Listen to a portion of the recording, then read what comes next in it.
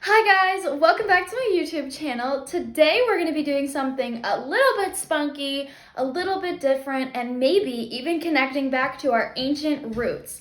So today I thought we could do something that kind of mirrors a science and DIY project, and where we are going to be conducting different experiments to figure out exactly which type of model of the hammer and anvil used by different chimpanzee populations works best for our needs.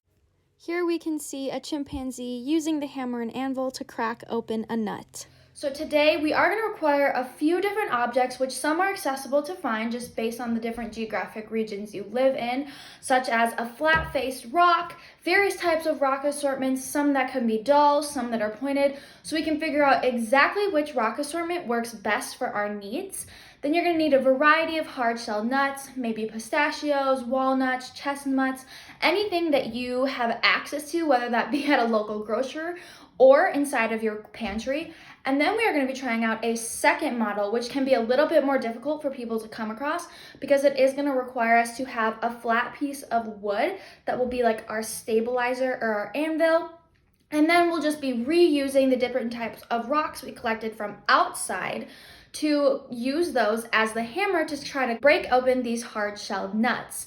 Now, before we go outside to bask in the sun of Mother Nature and do some different various collecting activities, I thought it was important to note just the type of history that we are going to be connecting back to today. So as all of us know, humans have a long trace of evolution from Australopithecus to Erectus to Habilis and Neanderthal. But we also have some distant primate brothers and sisters that live with us today on the planet and are just as culturally complex and diverse as humans are. So today we are going to be mimicking, like I previously noted, some of the tools that differing chimpanzee populations use when trying to survive and retain enough nutrients for themselves and their population. It's important to note though that culture is complex and it's different and it's cool and it's awesome. So obviously not all chimpanzee populations are going to be using this specific type of tool, but it is seen in countries like Tanzania, Africa. So with all of that being said, I hope that this brings a little bit of spunkiness, maybe some vitamin D to your quarantine and pandemic life, which I know, if you're like me, is taking a toll on all of us, especially right now when we're on the cusp of spring and we just want to go back outside. But today, maybe we can give you a little bit of that to brighten up your quarantine lifestyle. So with that being said, I'll see you guys outside. All right, so now that we're outside, I think it would be important just to point out a few more things before we get started on our exploring adventure. And one of those things we have actually already conducted without even realizing it. So one of the important aspects of this procedure that we're going to be undertaking is actually found in chimpanzee populations is the act of premeditation, or planning the type of materials that are going to be necessary for the experiment we're undertaking. So as you remember a few seconds ago in the video, I went through the type of various materials that we're going to be needing to complete this experiment and where exactly we could find those materials, at least exactly where I could find those, and maybe some suggestions of where you could find other materials. We've already completed that process, but in the chimpanzee population, that was a huge discovery to kind of turn the tide of human perception on animals as not simply just being animals, but as acting on and manipulating their environment to help support themselves and their population. Premeditation not only demonstrates a previous knowledge that is required in conducting these types of real-life experiments, but that the chimpanzee population is able to retain knowledge through the method of education, which can be obtained from various leaders in their population, as well as their mother through childhood. Now, the second aspect of this experiment, which we will be doing right now, is something called cognitive mapping, which is so cool because it's something that we do, that a bunch of other species of living organisms do as well, but we just go through our day-to-day life without even realizing some of these minuscule procedures and the effects that they have on the outcome of our decisions.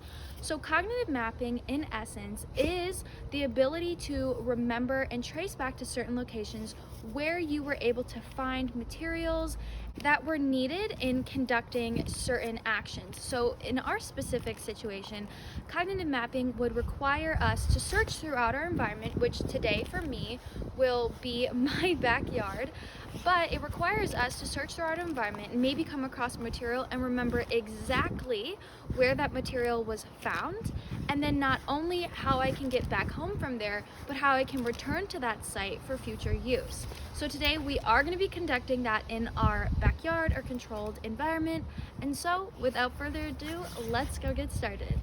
The first thing that I recognized here is this big flat-faced rock, which I think can be perfect for our stabilizer and anvil that we will use. And if we're also looking for a smaller surface, just because we live in maybe a smaller apartment or environment, there's also this other flat-faced rock that I did find in my backyard that is not as chunky or as wide, but would still perfectly work in being the anvil for our experiment. Really quick pop in and show you guys this other type of rock that I found, which I think would be perfect for one of the rock assortments we're gonna be using for our hammer.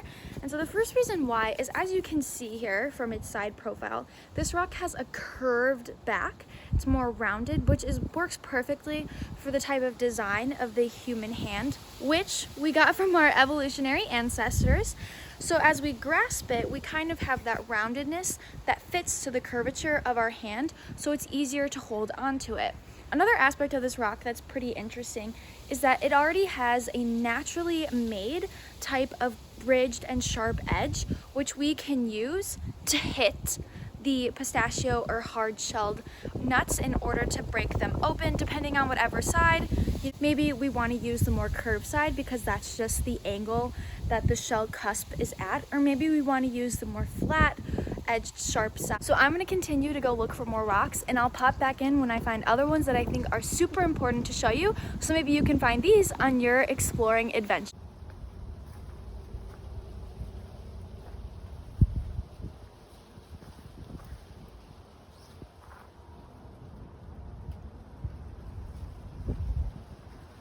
The clip I inserted previously a little bit further, that was me actually going through the motions of cognitive mapping, wherein I was exploring my space, came across the exact location right there, which happens to have various sizes of rocks and materials and shapes.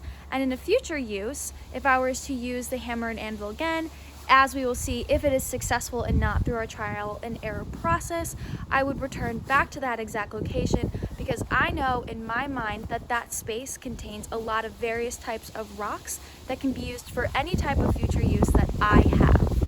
These are all of the rock material that I was able to come across in my backyard, which I will be using throughout my experiment. So I intend to use this one because it has more of the flatter face surface as my stabilizer and anvil. And then I have 5 different types of rocks with various types of shapes and material composition to use as the actual hammer. And then I did collect 2 different types of pieces of wood here. One you can see is a little bit more natural, not as refined, and then another is, which these will be used in our second experiment along with the other materials that I collected for the hammer. So we are gonna start our experiment right now, and in front of us I have all the materials that I and you are gonna be needing. So I have our flat piece of wood, which is gonna represent our anvil. And then for our second experiment, I have the flat piece of wood that we are going to be using also for our anvil. And then I have 4 different rocks that I chose out over here to the side, which we will be using as our hammer. And then I have some pistachios here, which are our hard-shelled nuts that we're going to be using. So today I thought it would be a great idea to start with the stone, since this is definitely a more common type of anvil that is seen in the chimpanzee population. So what you're going to need to do is take one of your pistachios. As you can see, mine is fully encased, meaning it is nearly impossible for me to get this open unless I literally hit it with a hammer. So this works best for us. And then you're just going to place it on your flat surface. And today I think we're going to start using this type of hammer, which definitely has that more hard edge here, and then we are just going to hit it so it will open. All right, so this first one was definitely a failure. I will come and show you guys what the mess looks like. So as you can see here, our pistachio is now in crumbles. So we're definitely gonna have to adjust the way that we hit the pistachio in the exact angle, as well as the force that we're using. I'm gonna take my second pistachio, which I have here. Maybe I'll turn this around just to get a better angle. There is a groove that's actually on this rock, which I think would be nice to maybe use. And we will try this second smaller rock that actually has more of like a cusp right here, which I think would be perfect to hit the pistachio and open it. So instead of just laying it down this time, I think that I'm actually gonna hold on to the pistachio and see if that's able to help us. So you can see right there, there is definitely a little crack forming on both sides. So we can just maybe hit this one more time and see if that will help to crack it open. So this one was definitely a success. The pistachio is in one complete hole. Oh, just kidding, it's not. Well, it's broken now, but I was able to get it open and eat it. We'll try that one more time just to see if we can get it a little bit smoother. So,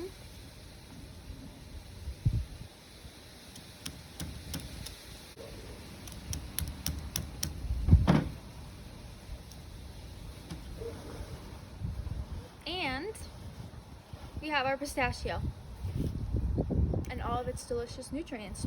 So I think that that was a success. Now we're gonna move over to using our wood plank and see if this is able to offer us more of a better option in cracking open the pistachios. All right, so I'm gonna take this one, which is fully encased, as you can see, and we're gonna go with this big rock again, which I'm a little scared to use by my hands, but this is a trial and error process that chimpanzees use, so we're gonna try this. Ready?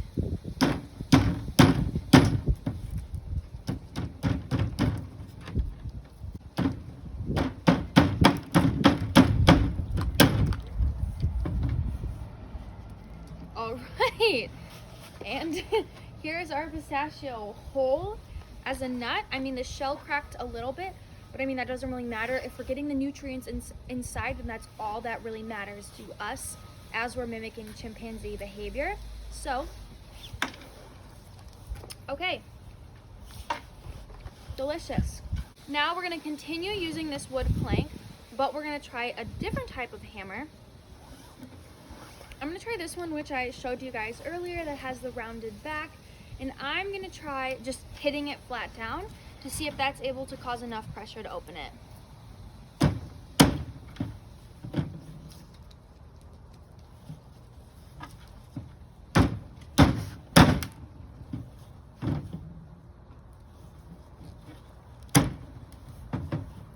All right, guys.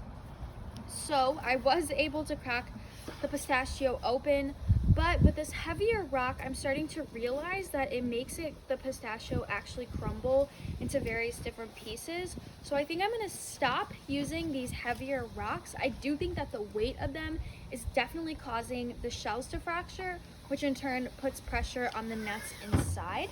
So we are gonna try with a more dull type one to see if this has any effect. Just because of my hypothesis, I believe that using a more curved edge or sharp edge rock would then allow us to crack open the shell. But I want to see what a dull edged, this actually looks like it could be some type of scribing tool, what this dull edge rock is able to do for us when it comes to cracking open a pistachio. So I'm going to take another one just like this, lay it down, but I am going to turn it on its side and stabilize it. I'm going to crack this open.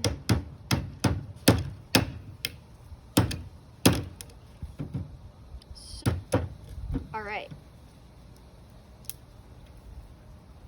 So surprisingly, this was actually more effective than this larger rock, which had a sharp edge, because as you can see, the pistachio cracked right open, and here we have a full pistachio nut to eat. My conclusion, I would say that surprisingly, the wood worked a lot better for me just because I think that it was a flatter surface.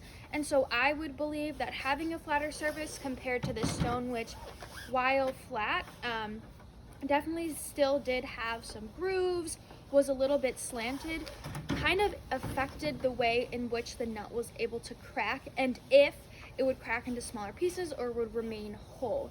So I would say in conclusion that I would actually prefer using this flat piece of wood than a rock that I found in my backyard, which I know this can be a little bit harder to obtain than, let's say, a rock that's naturally occurring in the environment. And surprisingly, I also would say that these two stones, though smaller, were the most powerful and the most beneficial in obtaining my goal, which was, of course, accessing the nut that was inside the shell. And so even though this one was dull, I held it with a certain way, thanks to our evolutionary grip that we have adapted over time. I, hit it so hard, but on a certain angle that even though it wasn't sharp, it was still dull, it was still able to crack open that nut. And this one was actually pretty cool because I was able to use the curvature of the pistachio and the curvature right here of this rock to just hit it right where I would perceive the crack to be, and it was able to perfectly crack open the nut with some damage and sometimes without any damage. So in conclusion, as I've said various times, I would recommend, if you are going to mimic this experiment, using some type of flat piece of wood. Now I would believe that a flat piece of rock would work just exactly the same, but in my case, this was the only flat surface rock I could find, and even though it wasn't completely flat, I do think that that impacted the way in which I was able to crack open the nut. And I would also recommend using smaller pieces of stone compared to these large ones, because if your goal is to not, crack open the actual nut and have to dig around for the various pieces that's scattered off, I would totally recommend these smaller ones. Dull or sharp worked in my case. So yeah, I hope you guys really enjoyed my experiment, and I hope that you are able to connect back to your ancient roots and our brothers and sisters that live across the other side of the planet as we try to experience different ways to use not so modern tools to solve contemporary issues. All right, guys, enjoy the rest of your day.